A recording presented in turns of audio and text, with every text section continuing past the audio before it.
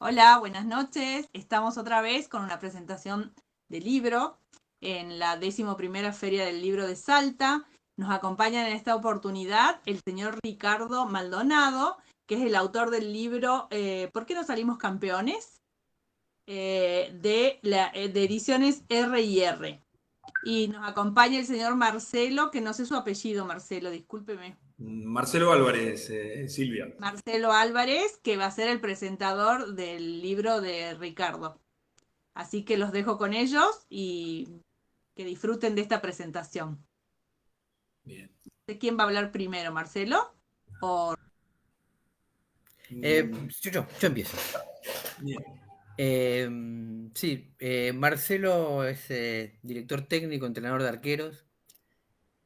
eh, Trabajó en distintos eh, países con su profesión y la idea que tenemos para esta presentación, él va a contar un par de anécdotas, quizá para eh, ampliar un poco lo que conocemos del fútbol. Nosotros conocemos el fútbol argentino, pero algunas anécdotas que pueden mostrar lo que sucede en otras partes del mundo, y después yo trataré de conectar eso con por qué no salimos campeones y con un libro clásico sobre fútbol que es Dinámica de lo impensado de Dante Panzeri. Bien. Marcelo. Eh, Bien, un poco la idea que me había comentado Ricardo, yo por mi trabajo, como bien lo especificó él, eh, tuve, mucho tiempo prácticamente por toda Latinoamérica. Estuve trabajando 5 años en Ecuador, 2 años en Perú y tuve la posibilidad de trabajar en selecciones nacionales de esos países. Y entonces por las diversas competencias internacionales, Copa Libertadores, Sudamericanas, eliminatorias del Mundial y Copa América, también, digamos, he viajado mucho por toda Latinoamérica. Eh, un poquito, lo primero, a mí me parecía que interesante para hablar con respecto al libro. Yo creo que es un libro que estaba haciendo falta. Una, un enfoque desde el materialismo dialéctico para tratar de explicar algunos problemas de, de lo que nos acontece en nuestro fútbol. Particularmente, me parecía que era algo que hacía falta. Bueno, Ricardo después se va seguramente a adentrar más en lo que es el libro propiamente dicho, pero yo en relación a eso lo que me quería referir hoy, por ejemplo, hoy particularmente yo estoy trabajando en divisiones inferiores, en las divisiones formativas de Independiente de Avellaneda, entrenando a los arqueros más jóvenes. Y bueno, yo cuando releía el libro en algunas cuestiones me siento identificado con la problemática que plantea, ¿no es cierto? Por ejemplo, hay, una página subrayada donde él plantea que el fútbol juvenil como una picadora de carne, y eso eh, yo creo que en el día a día lo que más nos está costando a los entrenadores de fútbol juvenil es poner a los chicos en situación de placer. Él lo explica ahí de manera muy gráfica, donde las presiones que reciben los adolescentes que están compitiendo por todo lo que tiene de atrás y que la ilusión de jugar al fútbol ya hoy en día no pasa por ser una situación placentera, sino de muchísima presión, ¿no? Y eso es igual en casi toda Latinoamérica. Acá en Argentina tenemos la particularidad bueno, de ser extremadamente futboleros y entonces quizás lo vivimos como algo más cercano, pero en toda Latinoamérica la ilusión de ser jugador de fútbol está muy a flor de piel. Y también está la ilusión, que Ricardo también lo trabaja muy bien, la ilusión de que es algo con lo que lograr fácilmente la movilidad social. Y bueno, supongo que él después lo va a explicar muy bien de que no es tan así, al contrario. Es muy difícil, son muy pocos los chicos que llegan a jugar profesionalmente porque la estructura está dada para que esa posibilidad no se realice, ¿no? Y bueno, son situaciones muy parecidas en toda Latinoamérica, ¿no es cierto? Lo que sí hay diferente, yo creo, en Argentina y en Brasil fundamentalmente, con respecto a los otros países, es que quizás los clubes acá, al tener más tradición y al estar más enraizados en la sociedad, garantizan una competencia un poco, digamos, más profesional que en otros lugares de Latinoamérica, ¿no?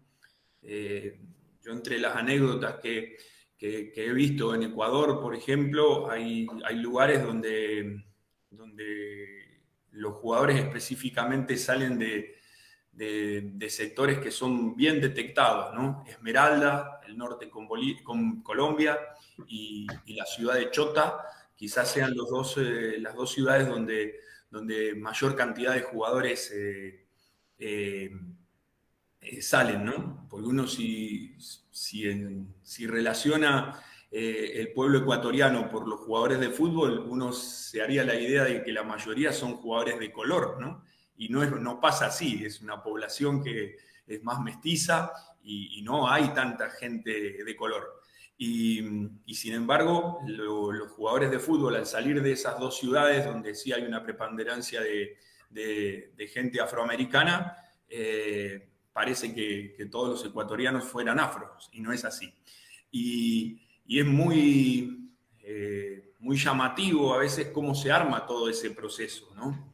Porque muchas veces son familias que se dedican a alimentar a los jugadores, a los chicos desde pequeño, para después llevarlo a probar a los lugares donde están los clubes, que fundamentalmente son Guayaquil y Quito, ¿no? La capital y la ciudad portuaria.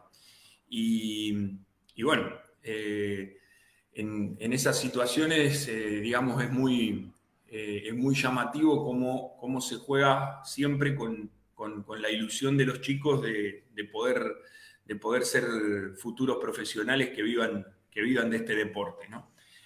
Yo también he tenido oportunidad de trabajar en Arabia y en Dubái, ¿no? Dos lugares más bien exóticos para el fútbol, pero con una circulación muy grande de dinero, donde se pagan sueldos, la verdad, muy importantes para lo que es la situación en Latinoamérica, ¿no? Y, y la verdad que también llama poderosamente la atención como muchos jugadores no tienen un recorrido de clubes de primera división aquí en Argentina o en Uruguay, y salen desde la segunda división directamente a jugar en una primera en Arabia, viviendo en barrios privados con un acceso a montos económicos bastante considerables, pero son una ínfima minoría, no es lo que sucede como se quiere aparentar hacer en la gran mayoría de los chicos que juegan al fútbol. Así que bueno, yo como introducción acá para plantear el tema, y después a medida que Ricardo vaya hablando podemos ir aportando algunas cuestiones de experiencias personales y de cosas que quizás sirvan para ejemplificar mejor lo que él pretende dilucidar y proponer en el libro, ¿no?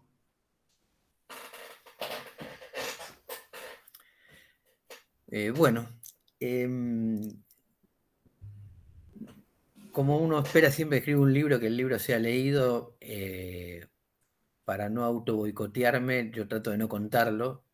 Está bien que no es una novela, ni no spoileo nada, pero me hago el esfuerzo de presentarlo tocando cada vez algún aspecto particular del tema central del libro, que es el fútbol profesional o el espectáculo deportivo. Y hoy había pensado presentar este librito. Es un libro de pocas páginas, un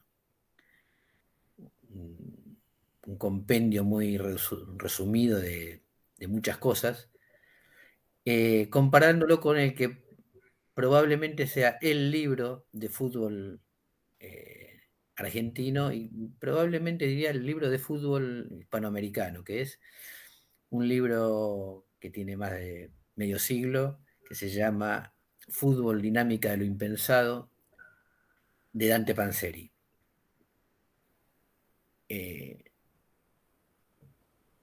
A este libro de Panzeri le pasa lo mismo que a Don Quijote. Todo el mundo conoce el título, todo el mundo sabe algo del libro, casi nadie lo leyó. Es además el destino de cualquier obra cuyo título es inigualable, por lo tanto es imposible no recordarlo y citarlo. Es un título maravilloso. Y está escrito casi contemporáneamente, o sea, muy cercano a otro libro de Panzeri. Su obra generalmente es periodística y está escrita en artículos, pero otra obra que es Gangsterismo y burguesía y gangsterismo en el deporte. Me interesa el segundo, el título, porque ya Panzeri en ese título está señalando una cierta asociación que es lo que para Panzeri es burguesía, no es la burguesía, sino una cuestión más limitada, el gangsterismo, el delincuente, el tramposo, el que está encaramado en el espectáculo deportivo con malas artes. Algo que denuncia con bastante anticipación. Y este otro libro cumple una función, el de La dinámica de lo impensado, cumple una función distinta para Panzeri, que es tratar de detener, en los dos libros están colocados en la misma línea de contención, tratar de detener una dinámica, pero no de lo impensado, sino de lo inevitable, que es cómo el desarrollo de cualquier rama sustantiva de la vida social en el capitalismo tiene que no solo mercantilizarse, sino funcionar a la manera de la gran industria, en escala, con caída de los costos unitarios y con destrucción de sus protagonistas. Digo esto de que el libro no es muy leído porque, visto 50 años después, partes importantes del diagnóstico se confirman, pero toda la terapéutica que Panzeri suponía ha sido arrasada por la realidad. Dante Panzeri era un liberal honesto, una figura que existe. Por ejemplo, tuvo el mérito de ser uno de los pocos periodistas deportivos que se opuso al Mundial 78. Pero se opuso al Mundial 78 antes de la dictadura. Se opuso como una decisión absurda en un país pobre. Esta era la teoría o el sustento de su oposición. De hecho, escribí artículos sumando la cantidad de hospitales y escuelas que se podían construir y la imposibilidad de que ese mundial, hay que pensar en los medios de transporte, el turismo del año 78, no es el turismo actual, y la imposibilidad de que esas inversiones, aun si hubieran sido las originales y no las infladas posteriormente, fueran recuperadas. Pero el gran problema del libro, y que creo que es lo que hay que tratar de situar correctamente, aunque este pequeño libro no va a lograr superar, pero sí de marcar la diferencia con esta orientación. El gran problema del libro de Panzeri es que como liberal honesto, él supone posible detener una dinámica social de manera individual. Y esto lo deduce de que supone que el problema al que hay que atacar, y al que el libro ataca furiosamente, es el tipo de recursos que se va desarrollando en la sociedad y no las fuerzas sociales que lo concretan. Por ejemplo, dos afirmaciones del libro que son interesantes para pensar. Panzeri piensa que el técnico no es importante. Él lo llama orientador y escribe un capítulo entero diciendo que el seleccionador digamos, el técnico de la selección argentina, se le llamaba seleccionador en esa época, el técnico de la selección argentina del año 39 al 59 estable jamás dio una indicación. Esto no es muy creíble, digamos, no es muy creíble que alguien trabaje 20 años de no hacer su trabajo y gane una cantidad importante de títulos en ese tiempo, pero el propio desarrollo de la disciplina, de la actividad, lleva a que la improvisación en la organización sea inconcebible.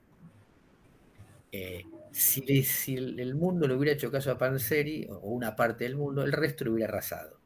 ¿Por qué? Porque para organizar una actividad tan compleja como el funcionamiento de un equipo de fútbol, yo necesito tener mucha información. Si no, el mundo es sorpresa. Sorpresa. Cada equipo me plantea galimatías irresolubles y me gana. Entonces, esto fue inevitablemente superado. Los equipos profesionales desarrollan una actividad muy compleja con una cantidad de información muy compleja, muy profunda y que circula todo el tiempo. Y por eso te quería nombrar la otra afirmación de Panzeri en una defensa de la gambeta. Él dice que los europeos no gambetean porque no saben. Y vamos después a llegar un poco a esto, a nuestra, por decir, patético nacionalismo, ¿no? ¿Cómo nos podemos sostener de que somos mejores aunque la realidad demuestre que no? Los europeos no gambetean porque no saben. Bueno, una de estas empresas que se dedican a recabar y publicar datos, algo que Panzeri creería que no sirve para nada, publicó el dato de los 50 mayores gambeteadores de las grandes ligas en lo que va de la temporada. En las 5 grandes ligas, en los 50 mayores gambeteadores, o sea, los que hacen más gambetas exitosas cada 100 minutos, hay un solo argentino. No está Messi porque no jugó la cantidad de partidos que pusieron como base, o sea, jugó muy pocos partidos entre lesiones, llegada tarde al PSG, etcétera. Pero entre el resto de los argentinos que juegan en Europa no figuran. Es un duro golpe al nacionalismo argentino. Eh, el país de la gambeta junto con Brasil no figura. Figura uno, Nicolás González de Fiorentina, en el puesto 13, y luego, basta mirar los apellidos, figuran europeos de origen africano. O sea, muchas de las aseveraciones que se suponen ciertas y son categóricas han sido arrasadas por la realidad. ¿Cuál es la realidad que arrasó esto? Perdón, antes de decir algo, el libro que comienza en una frase muy interesante de Panzeri, que es: este libro no sirve para nada. Eso te iba a decir, ¿no? No lo leyó nadie, pero él aclara que no servía para nada, por lo menos. Porque el libro no sirve para nada, dice Panzeri, porque él está en estas cuestiones donde alguien trata de llevar adelante una tarea cuyo estrategia está fracasada. Escribe un libro, pero para demostrar que no hace falta escribir nada. Entonces el libro no sirve para nada, porque se supone que lo que importa es la improvisación, la experiencia in situ, y entonces ¿para qué escribir un libro? Pero por otro lado se ve llevado a escribir un libro que es muy exitoso. ¿Por qué? Porque la tesis del libro es un fracaso. La organización es importante, solo la organización le da lugar a la improvisación y la creatividad, pero esa improvisación y creatividad se puede dar dentro de una organización si la organización, como dijo Marcelo antes, que escribo en el libro, no es una picadora de carne. Por lo tanto, el libro no sirve para nada porque ese no es el camino para detener la dinámica histórica. ¿Cuál es la dinámica histórica? Por empezar, la dinámica histórica es que el fútbol es una forma de reproducir la fuerza de trabajo, una forma de recuperar a los trabajadores, surgida con el capitalismo. No existe el tiempo libre antes del capitalismo. Es un punto asociado al horario de fábrica. El trabajador agrario no tiene tiempo libre, en todo caso tiene actividades, pero no tiempo libre. El reloj, el fichar, el estar adentro o afuera del trabajo, el alquilar su fuerza de trabajo por hora es algo propio del capital. Por lo tanto, es cuando el capital impone su lógica que llega la idea del tiempo libre, la posibilidad del tiempo libre y la utilización del tiempo libre para recuperar y para reproducir la fuerza de trabajo. O sea, llegan las distracciones, las formas culturales, las formas deportivas. ¿Y cómo llegan? Y llegan con el capitalismo, llegan con estudiantes o profesores ingleses, como en el caso de Argentina, o marineros o mineros, como en el caso de México o en el caso de Perú. O sea, que vienen de dónde? De Inglaterra, el país más avanzado y que había desarrollado un deporte propio del capital, o sea, un deporte que no se juega de manera local y por lo tanto tiene reglas y mediciones objetivas. Esa es una gran novedad. El deporte del siglo XX, el deporte burgués, no porque lo practiquen los burgueses, sino porque es propio del sistema capitalista, es un deporte ecuménico, en el sentido en que yo puedo comparar, de la misma manera que puedo comparar las monedas, las medidas, los pesos, puedo comparar los partidos que se juegan en cualquier lugar porque la regla es universal. Los juegos propios de los periodos precapitalistas son juegos locales y cada localidad los juega a su manera. Las famosas reglas del fútbol de la taberna del Freemason son reglas para todos y esa regla se aplica, o sea, abajo del brazo cuando lleva Houghton con el fútbol argentino, trae esas reglas. El fútbol se juega así. Y puede venir un equipo extranjero y jugarlo porque juegan al mismo juego que se juega de manera equivalente en todo el mundo. Y desde el comienzo, desde el mismo momento en que el fútbol empieza a desarrollarse como algo importante socialmente, empieza a estar relacionado con la vida mercantil porque es la vida central del capitalismo. Eh, el equipo, un par de cuestiones históricas. El equipo inicial de la historia, el equipo básico de la historia argentina del fútbol, el Alumni, recordado como el gran equipo del fin del siglo XIX y comienzo del siglo XX, no se llamaba Alumni, se llamaba Buenos Aires High School. ¿Por qué tuvo que cambiar el nombre por Alumni? Porque el resto de las escuelas consideraban competencia desleal que una escuela consiguiera mayores matriculados, o sea, más plata, utilizando su nombre en un equipo de fútbol, deporte que ganaba popularidad.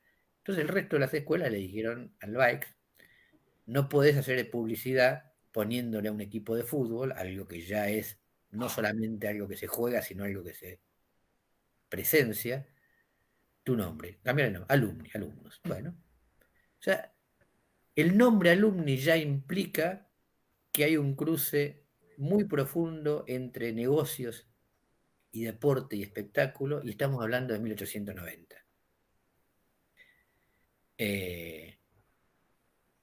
La sucesión de alumni por Racing como el primer club,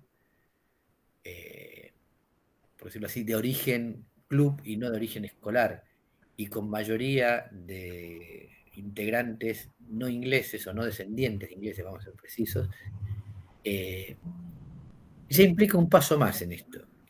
Esos clubes tienen una conscripción de socios importantes, algunos como Racing tienen cancha propia, porque uno de sus integrantes va por diaria, y acumulan un cierto capital. La negativa a acumular capital del alumni lo lleva a desaparecer.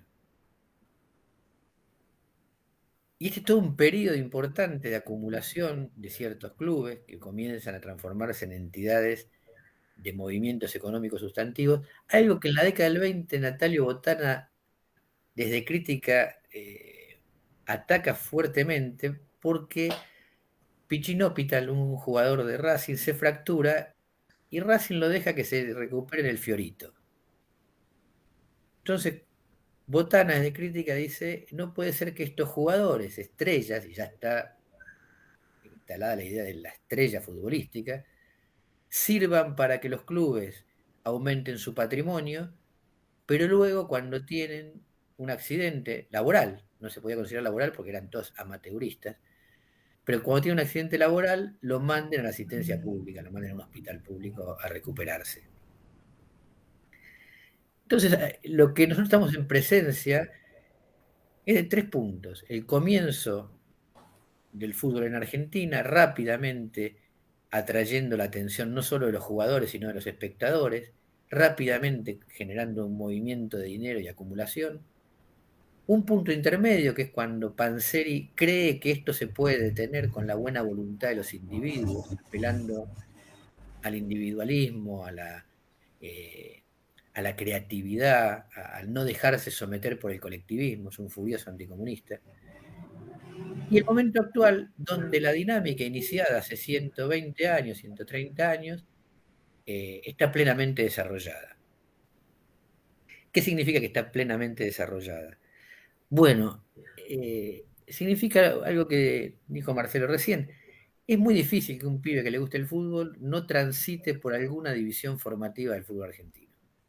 O sea, la red agarra todas las mojarritas. Es tremendamente, y esta es una de las virtudes del fútbol argentino desde el punto de vista del deporte profesional. Es difícil, si a un pibe le gusta jugar al fútbol, va a tener lugar en un club afiliado a la AFA directa o indirectamente, y si realmente tiene algún tipo de talento, rápidamente va a ser captado por alguien que le va a ofrecer sustentar ese desarrollo, pagándole la pensión, porque ahí hay una apuesta importante que se irá desarrollando en la medida que rinda los frutos, ¿no?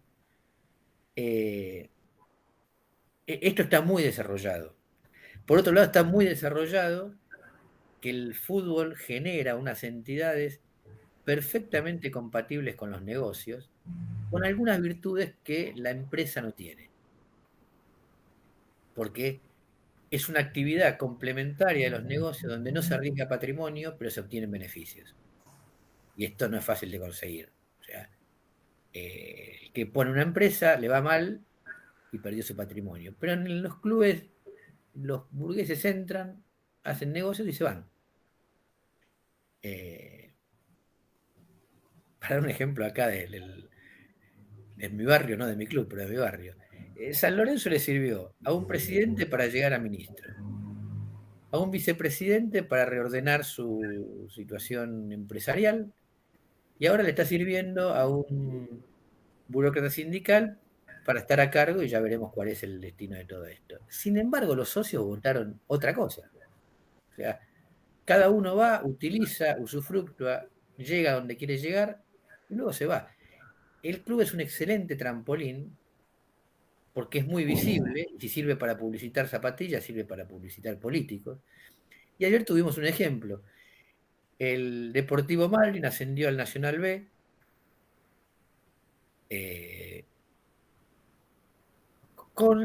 poniendo, digamos, en primer plano a su presidente, que primero fue presidente y ahora es intendente de Puerto Madryn. El anterior presidente, que es el hermano del actual presidente, antes de ser, luego de ser presidente del club, fue también intendente de Puerto Madryn y ahora es vicegobernador de Chubut. Este funcionamiento estaba en pañales cuando escribía Panzeri. O sea, cuando escribía Panzeri, algunos dirigentes del club habían llegado a ser diputados. Esto era, y sobre todo al revés, algunos diputados habían aprovechado el club de fútbol. Estaba lejos Panzeri de imaginarse a un Macri, un Lamens, o sea, que el club sirviera para llegar a la presidencia o al gobierno de una ciudad. O sea, está todo mucho más aceitado. Lo que me parece que hay que decir en este momento es que no se trata de apelar a 3 cosas que están en el libro de Panzeri y que hoy no podemos creer que sean una vía posible. Una de ellas es la creatividad individual. Este es un sistema. Y como todo sistema muy bien engranado y gigantesco, muele. El que no se integra queda fuera. Y el que quiere salir de manera individual, le abren la puertita y lo dejan salir. No afecta en absoluto. Por lo tanto, el loco, el outsider, eh, tiene un capítulo el libro de Panzeri mostrando a Pinino Más, un jugador de esa época, que luego de entrenar con los profesionales se queda pateando con los pibes de las inferiores porque tiene más ganas de jugar al fútbol. Y Panzeri dice, ahí está lo impensado, lo creativo, el amor por el fútbol. Bien, Pinino Más no cambió al fútbol. No por su capacidad futbolística, sino porque eso no le hace mella a un sistema que funciona con absoluta prescindencia de los individuos. El, el segundo punto que no puede es creer que estos dirigentes funcionan así porque son delincuentes. Es al revés. Se hacen delincuentes porque así funciona. Eh, Cada club de fútbol tiene asociado una banda de lúmpenes que se llama Barra Brava, que de distinta manera ha sido embellecida, pero que se realimenta con los dirigentes. Cuando la gente está disconforme, los Barra Bravas eh, golpean a los díscolos, y cuando los Barra Bravas necesitan plata, consiguen entradas de favor. Y a tal punto el problema de la violencia no es un problema de banderas, de colores, de pasión, que en este país hace más de una década que los hinchas visitantes no van a la cancha y la cantidad de muertos aumentó. O sea, está claro que los hinchas que no son hinchas no se matan por pasión y por colores, sino que la mano de obra violenta de los clubes se mata entre sí por la torta. Entonces, que los contrarios vayan o no vayan, o la tontería de que alguien grite un gol subiéndose al alambrado o mostrando la camiseta, no tiene la menor importancia. Nadie se está matando por eso. Y la última cuestión es, para esto tenemos que dejar de creer que somos una maravilla excepcional. Bueno, somos unos gambeteadores increíbles, o los más apasionados del mundo, o cualquier tipo de excepcionalidad que nos evite pensar cuáles son las condiciones objetivas de nuestra miseria. No somos gente especial, somos nada más gente que vive en un territorio particular. Eso no nos da ninguna característica extremadamente distinta, ni como sociedad, ni como fútbol, ni como país.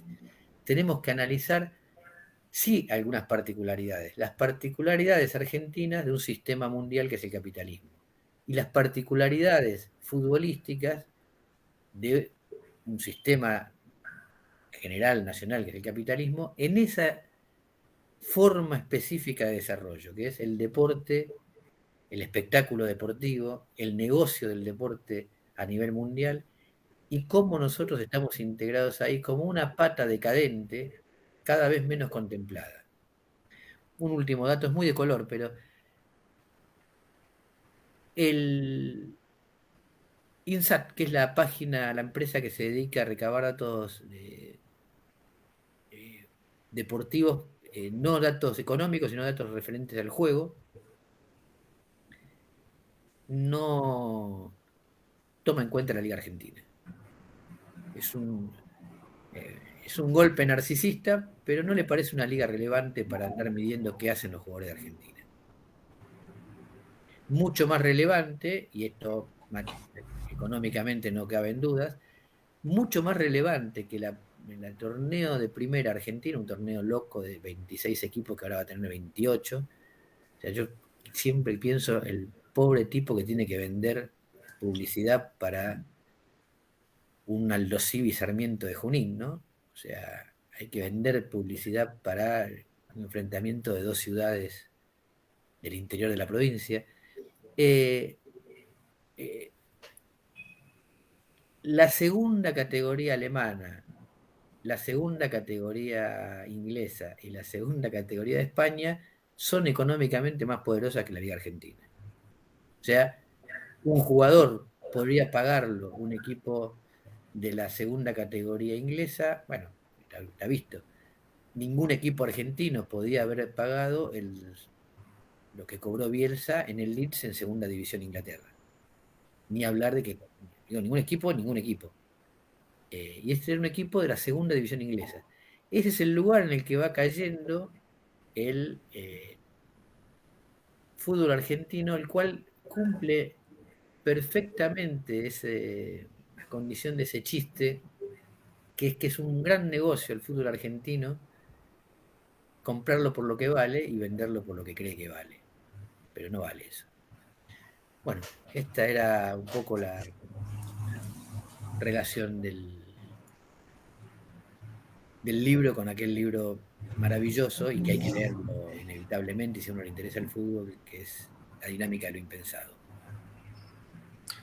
Sí, yo particularmente, Silvia, a ver, como digamos, un poco la idea de Ricardo es que yo me encargue de la situación del juego, de la línea de cal para adelante, para adentro, que es a lo que me dedico, ¿no? Y él, yo creo que eso lo ejemplificó muy bien.